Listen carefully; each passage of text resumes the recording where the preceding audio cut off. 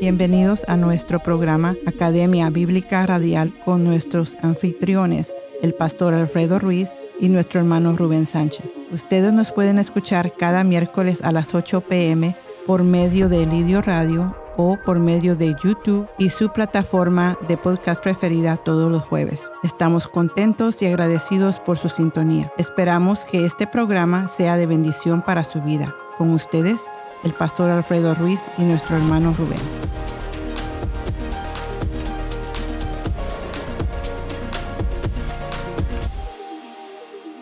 Muy bien, estimados hermanos y amigos, gracias por estar aquí en este programa de la Academia Bíblica Radial. Es una bendición poder saludarles una vez más en esta ocasión, ¿verdad? Con nuestro hermano Rubén Sánchez, ¿verdad? Que se encuentra con nosotros en esta ocasión a la distancia. Hermano Rubén, ¿cómo estamos por ahí?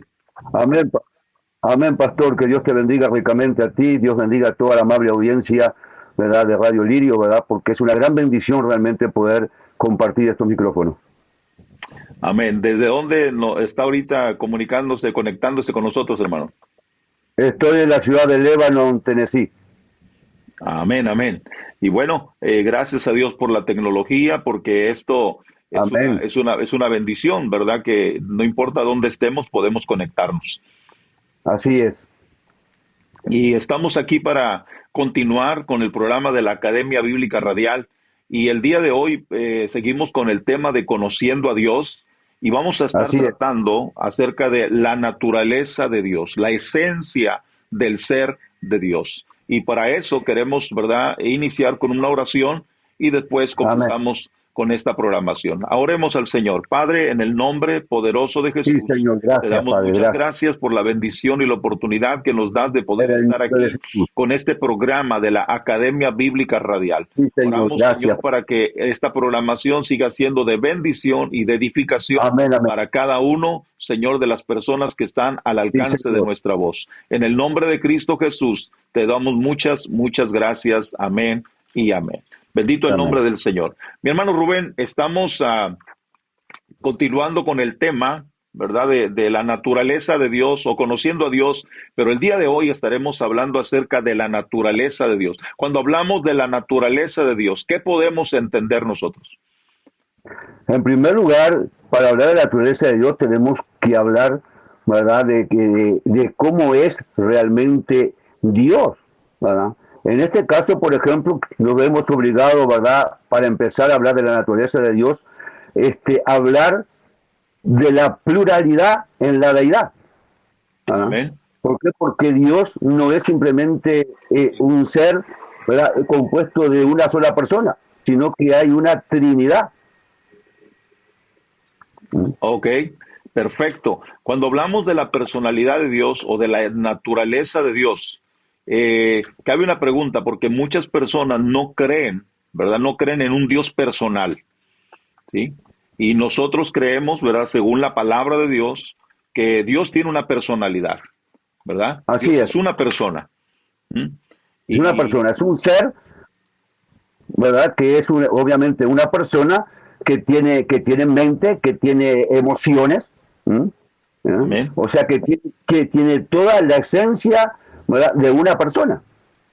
Sí, muchas veces, ¿verdad?, la gente se imagina, ¿verdad?, que para ser una persona se necesita tener un cuerpo físico. Y es ahí donde está el error. Y no es así, exactamente, ahí es donde está el error, ¿verdad? Una persona, ¿verdad?, está compuesta por el intelecto, la voluntad y las emociones. Eso hace que una persona sea una persona. Aunque cuando vamos a definir a Dios como persona nos quedamos cortos, ¿verdad?, pero como no tenemos en nuestro idioma, ¿verdad?, ni en ningún idioma humano hay una palabra para describir la grandeza de Dios y la personalidad de Dios en toda su esencia, entonces usamos la palabra persona, ¿verdad?, para poder describir a Dios.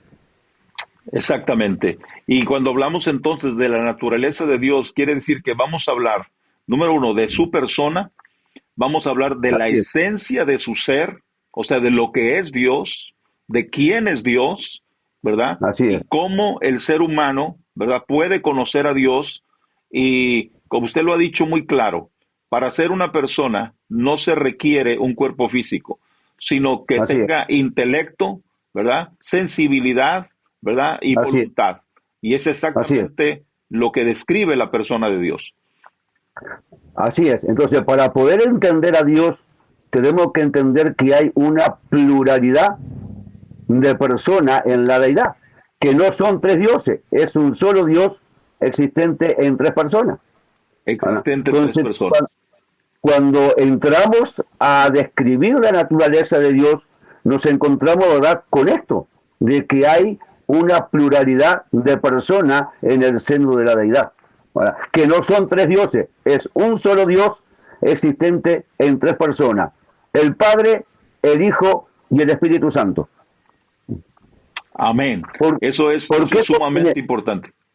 Claro, ¿por qué conviene aclarar esto? Porque hay organizaciones y hay personas que no creen en la Trinidad porque la palabra Trinidad no aparece en la Biblia. Que no aparezca la palabra Trinidad no significa que la Biblia no enseñe la Trinidad.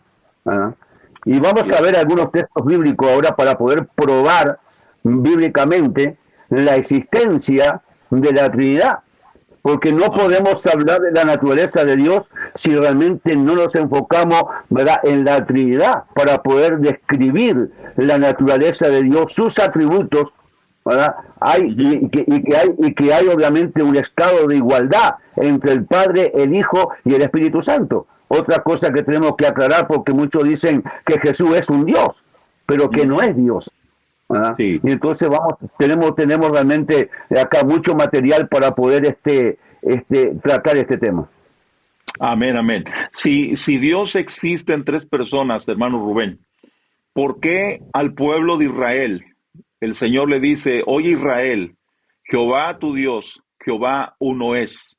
Creo que hay una razón el por qué Dios tuvo que revelarse al pueblo de esa manera.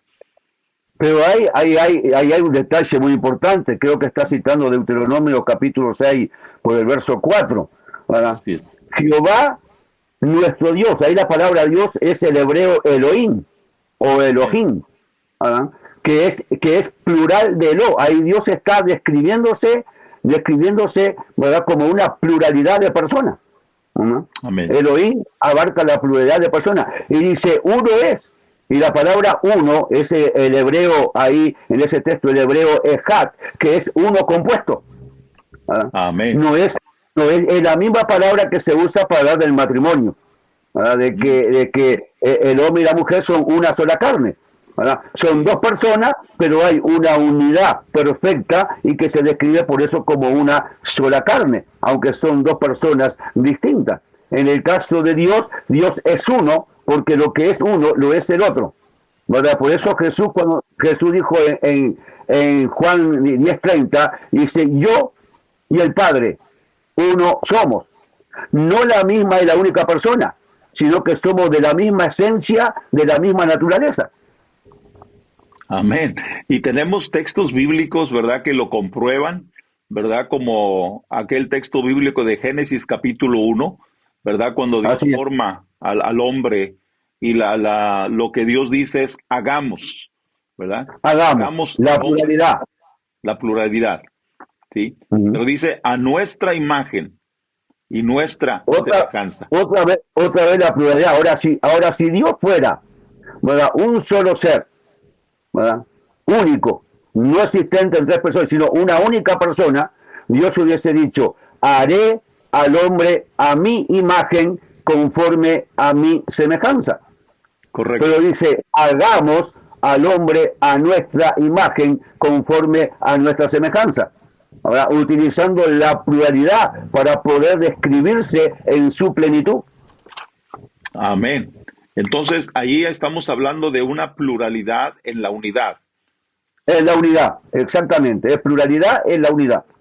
Amén. Tenemos otro texto bíblico y tenemos otra porción en la Escritura, ¿verdad? Y la Biblia nos lo marca cuando viene la destrucción de la Torre de Babel, ¿verdad? Así es. Ahí hay otra expresión, ¿verdad?, que la Biblia nos enseña cuando Dios miró, ¿verdad?, que los hombres, ¿verdad?, querían edificar una torre, ¿verdad? Y dice el capítulo 11 de Génesis en el versículo 5, y descendió Jehová para ver la ciudad, ¿verdad? Y la torre que edificaban los hijos de los hombres, porque Dios había dicho, ¿verdad?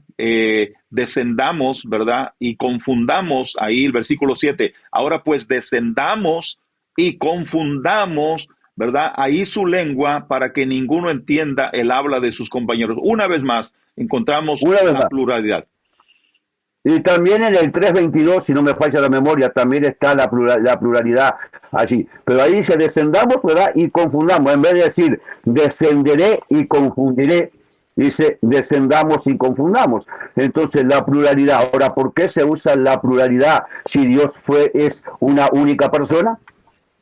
Ahora, al ser una trinidad en el seno de la deidad y haber una igualdad perfecta en naturaleza y esencia, ya que el Padre no es más que el Espíritu Santo, ni el Espíritu Santo más que el Padre, ni tampoco el Padre es más que el Hijo, ni el Hijo más que el Padre, ni tampoco el Espíritu Santo es superior al Hijo, ni el Hijo superior al Espíritu Santo. Hay un estado de perfecta igualdad en el seno de la deidad. Alabado sea Dios. El versículo que usted citó de Génesis 3:22 dice, y dijo Jehová, aleluya, dijo Jehová Dios, he aquí el hombre es como uno de nosotros, ¿verdad? Una vez más, utilizando esa pluralidad, sabiendo el bien y el mal. Ahora pues, que no alargue su mano y tome también del árbol de la vida y coma y viva para siempre. Pero dice ahí, ¿verdad? He aquí el hombre es como uno de nosotros. Una vez más, ¿verdad? Haciendo eco en lo que estamos hablando acerca de la pluralidad en la unidad de un Dios, ¿verdad? Manifestado o revelado en tres personas, que es la Trinidad en la cual nosotros creemos. Así es. No, y cuando avanzamos en las Escrituras, ya que la revelación de Dios es progresiva en la palabra, ¿verdad? Nos encontramos, ¿verdad?, con un personaje muy interesante, que es el ángel de Jehová. Así es. El ángel de Jehová es el único ángel que se atribuye deidad y se atribuye igualdad con Dios. Amén. Que en cierto momento se habla de Jehová y en cierto momento se habla del ángel de Jehová atribuyéndose a la misma, o sea, describiendo a la misma persona. ¿Verdad? Y es el único ángel. Es el único ángel. Por eso que el ángel de Jehová es una preencarnación de Jesucristo, ya que se atribuye una total igualdad, ¿verdad?, con el Padre, es decir, con Jehová Dios. Amén, amén. Muchas personas, niegan, ¿verdad?, la existencia de la Trinidad, ¿verdad?, aludiendo a que la palabra Trinidad no está en la Biblia. Pero nosotros creemos, ¿verdad?, que aunque la palabra Trinidad no se encuentre, ¿verdad?, escrita tal como es Trinidad en la Escritura, sin embargo, la existencia de la Trinidad la vemos nosotros revelada a través de todas las Escrituras. Así es. Ahora fijémonos, pastor, acerca de la incoherencia que hay en esa creencia. Dice, no aparece la palabra Trinidad, tampoco aparece en la Biblia la palabra cocaína. Así es. Tampoco aparece en la Biblia la palabra heroína, no aparece en la Biblia la palabra marihuana, no aparece en la Biblia la palabra whisky. Entonces, si vamos a la misma, la misma forma que esta gente alude para justificar y negar la Trinidad, ¿verdad?, tendrían también que aprobar los vicios y la perversión, ya que la palabra tampoco aparece en la Biblia. Pero obviamente ellos dicen que no se puede consumir cocaína, que no se puede consumir marihuana, obviamente tiene razón, ¿verdad? Pero no aceptan la Trinidad porque la palabra Trinidad no aparece en la Biblia, ¿verdad? O sea, que se contradicen en sus propias creencias. Así es. Nosotros hemos dicho, ¿verdad?, y hemos escuchado y leído de otros escritores cómo hablan, ¿verdad?, de, por ejemplo, en el libro de Esther, ¿verdad? En el libro de Esther no se menciona a Dios para nada, ¿verdad? Pero nosotros vemos la obra manifestada de Dios en el cuidado de su pueblo, ¿verdad?, a través, ¿verdad?, de este libro, a través de la reina Esther, a la cual Dios puso en el palacio, ¿verdad?, para proteger a su pueblo. Y no aparece el nombre de Dios para nada en el libro de Esther, pero sin embargo ahí está la obra de Dios. Entonces, ahí está la obra de Dios. Aunque no aparezca la palabra Trinidad, nosotros la miramos. Dice el Señor, ¿verdad? Dice el Señor, hagamos al hombre, ¿verdad? El hombre es como uno de nosotros. Después dice, descendamos y confundamos. ¿Sí? Y entonces, y en el Nuevo Testamento también encontramos otras citas bíblicas, ¿verdad?, que nos aseveran y nos aseguran la existencia de la Trinidad. Así es. Así es. Tenemos, por ejemplo, Mateo 28, 19, ¿verdad? Donde encontramos unidad en la pluralidad. Porque cuando dice 18, toda potestad me es dada en el cielo y en la tierra, dice, por tanto, dice 19, y hacer discípulos a todas las naciones, bautizándolos. Fíjese, pastor, acá la unidad. Bautizándolos, dice, en el nombre, en singular, en el nombre, y ahora viene la pluralidad de personas, en el nombre del Padre y del Hijo y del Espíritu Santo. Así es. O sea que hay una unidad perfecta en la pluralidad y una pluralidad en la unidad. Aleluya. Yo creo que sería, hermano Rubén, ¿verdad? Algo muy contrario, ¿verdad? Que neguemos nosotros algo que está, ¿verdad? Tan claro en las Escrituras. Tenemos en el bautismo de Jesús. En el bautismo de Jesús dice la Biblia que cuando Jesús fue para ser bautizado por Juan, o sea, Jesús estaba siendo bautizado por Juan, se oye una voz del cielo que dice, este es mi Hijo amado, en el cual tengo complacencia, y el Espíritu Santo viene y desciende en forma de paloma y se posa sobre él. O sea, ¿qué podemos decir con esos versículos tan claros, verdad, que nos hablan de un Dios revelado y manifestado en tres personas? Así, quiero aclarar algo aquí, pastor, acerca de Mateo 28, 19, ¿verdad? Que los mesiánicos, ¿verdad? Y muchos de ellos, ¿verdad? Que defienden que Mateo 28, 19 no se encuentra en los textos. Eso es mentira. He revisado personalmente todos los manuscritos griegos existentes y todos los manuscritos griegos tienen Mateo 28, 19. Es más, no hay ni siquiera una sola variación en el texto. No hay ninguna variación. Todos los manuscritos griegos existentes, ¿verdad? Del Evangelio de Mateo, todos tienen Mateo 28, 19 y todos tienen el texto como nosotros lo tenemos exactamente sin ningún tipo de variación. Eso para aclararle a los amigos oyentes, ¿verdad? Que tengan alguna confusión, que hayan oído que el texto falta en algunos manuscritos. No falta en ningún manuscrito. Nadie ha podido ni siquiera citar un solo manuscrito, por lo menos con una variante en el texto, porque no existe variante en ese texto. Qué buena explicación y qué buena aclaración, ¿verdad? Nos hace usted, hermano Rubén, porque muchas veces los argumentos, ¿verdad?, de esas personas o de mucha gente es que dicen, es que esos textos no aparecen en los originales, no aparecen, ¿verdad?, en los escritos del principio. Y entonces ahora con esa explicación que usted nos da, ¿verdad?, pues nos hace saber, ¿verdad?, que sí están, ¿verdad?, esos escritos, ¿verdad?, en los originales, y entonces podemos asegurar y aseverar que es, ¿verdad?, es la palabra de Dios la que nos está hablando acerca de la Trinidad. Con toda confianza, porque los manuscritos más antiguos, ¿verdad?, más cerca de los apóstoles, allá del siglo II y siglo III, pues lo tienen, ¿verdad?, y todos los manuscritos, ¿verdad?, toditos, aún los más nuevos, del siglo IX, del siglo X, todos los manuscritos existentes tienen el texto. Así que podemos estar totalmente seguros. Amén. Cuando Pablo se despide de la iglesia de Corinto en su segunda epístola, ¿verdad? Ya en el capítulo 13 y en el versículo 14, le dice, la gracia del Señor Jesucristo, el amor de Dios y la comunión del Espíritu Santo sea con todos vosotros.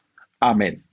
Entonces, ahí amén. Pablo, ¿verdad?, está dando a entender claramente, ¿verdad?, o reforzando lo que Jesús dijo, vayan y bautícenlos en el nombre del Padre y del Hijo y del Espíritu Santo. Ahora Pablo, despidiéndose de los corintios, le dice, la gracia de nuestro Señor Jesucristo, el amor de Dios y la comunión del Espíritu Santo. O sea, dándole más fuerza, ¿verdad?, a la doctrina, ¿verdad?, de la Trinidad.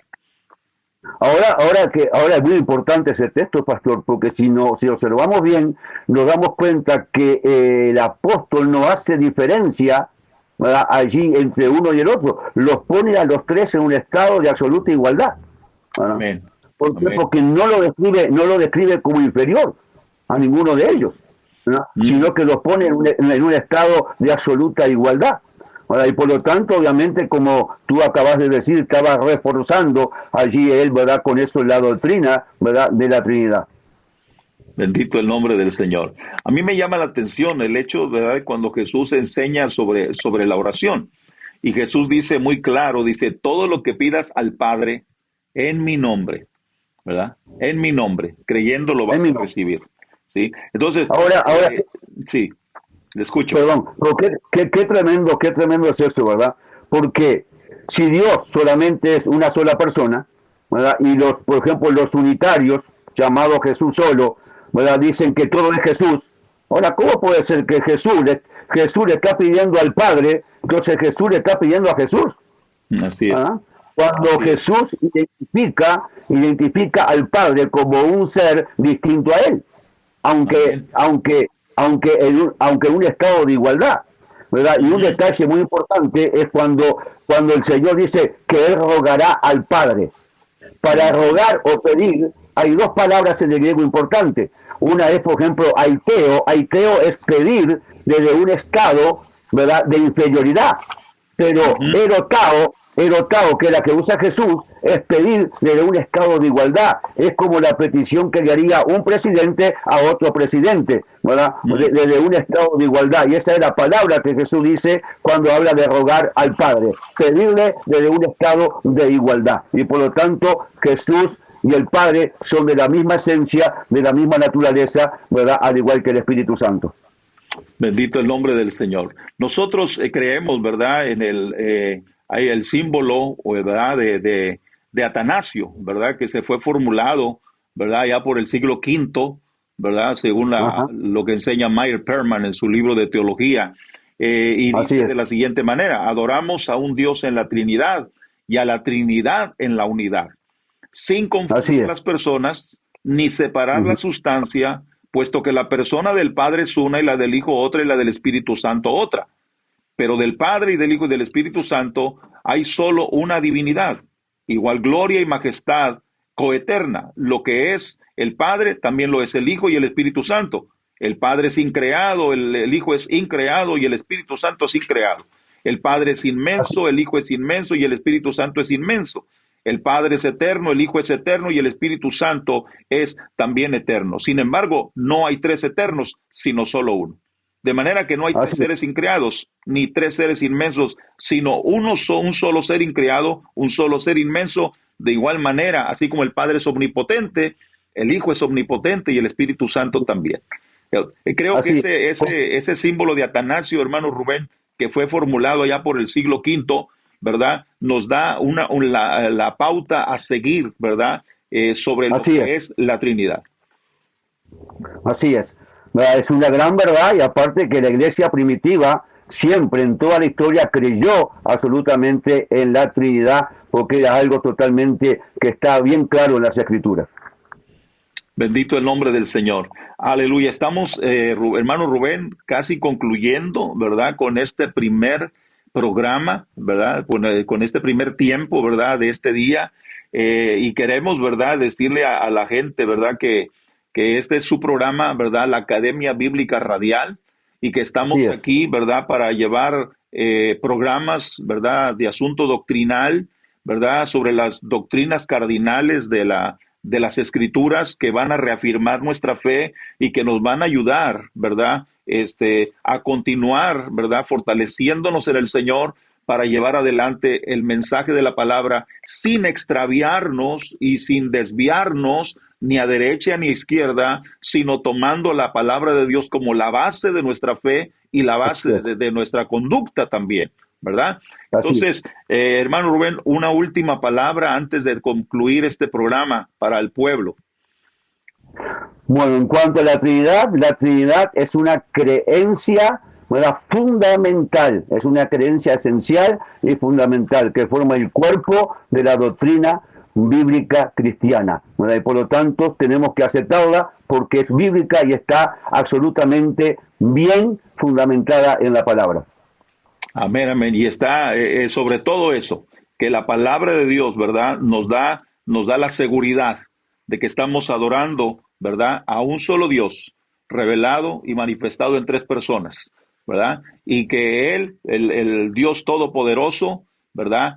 No se dio a conocer al pueblo de Israel desde el principio de la manera en cómo se ha venido dando a conocer, porque Israel vivía en un tiempo de idolatría, rodeado de naciones idólatras que adoraban infinidad de dioses.